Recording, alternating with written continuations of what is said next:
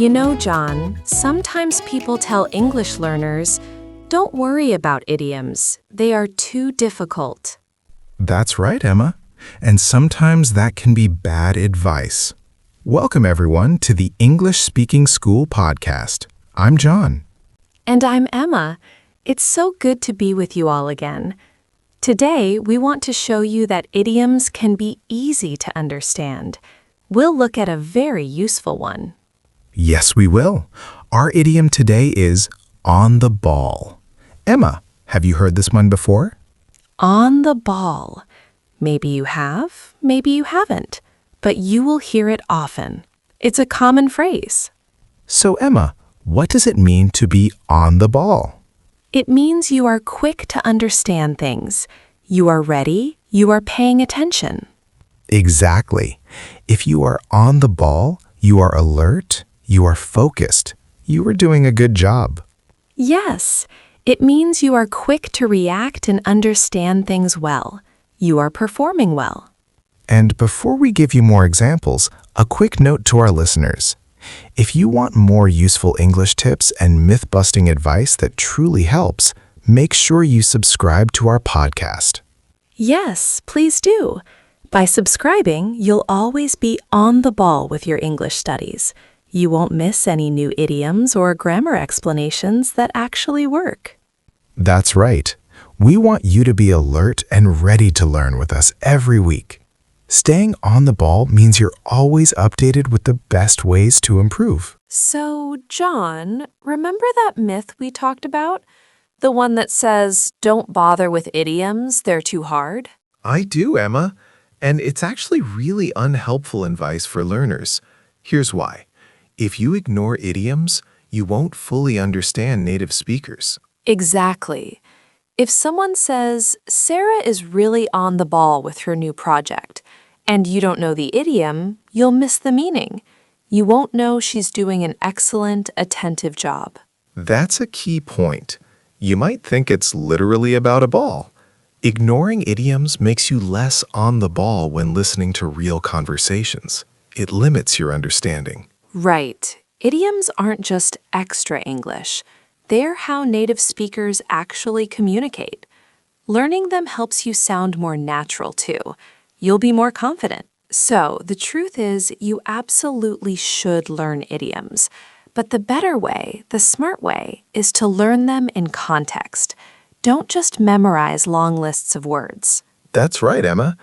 Instead of seeing on the ball and thinking only about a round object, think about the situation it describes.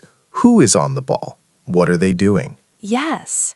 When you hear someone say, our new assistant is really on the ball, immediately think, they mean the assistant is quick, alert, and doing a great job.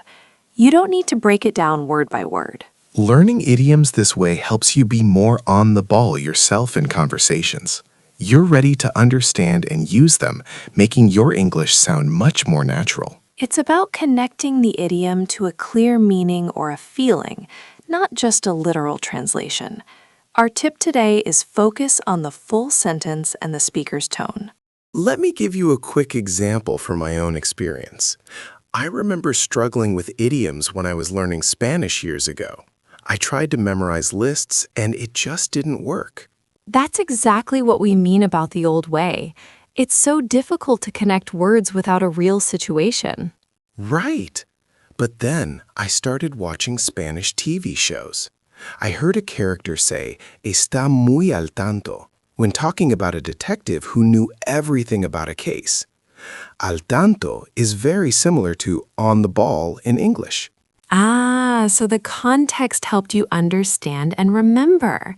You didn't just hear two words. You saw a detective who was quick, ready, and knew all the details. That's a perfect image for on the ball, too. Exactly. From then on, I always understood al tanto meant being informed and alert. The picture of the detective in that scene was my proof. This is how you learn on the ball effectively, too. So when you hear someone say, our new intern is really on the ball, immediately connect that to an image of someone quick, ready, and doing a great job. That's how it sticks in your mind. Okay, so let's give our listeners a super practical step-by-step tip they can use right now to really get on the ball with learning idioms. Perfect. Here's what you can do today. Step 1. When you hear the idiom on the ball, or any new idiom, don't just think about the words. Step 2. Pay close attention to the whole sentence. Who is saying it? What are they talking about? For on the ball, is it about work, a game, or a conversation? Yes. And step 3. This is the most important. Create a clear mental picture or a short story in your mind. If someone says, "My colleague is always on the ball," picture that colleague quickly answering emails, solving problems, looking alert. That's it. Instead of trying to define on the ball with other words, just see the image of a quick, attentive, ready person. That image will help the idiom stick. You'll truly be on the ball with this learning strategy. Okay, John, let's try a role play. Imagine you're an English learner who doesn't know our idiom yet. I say, "Our new team member Leo is really on the ball." On the ball. I would think, is he playing football in the office? Or maybe is he literally sitting on a big ball? That's the old confusing way. Exactly. You'd miss the true meaning. But now you know it means Leo is quick to understand, very ready, and does a great job. He's alert. Ah, I see.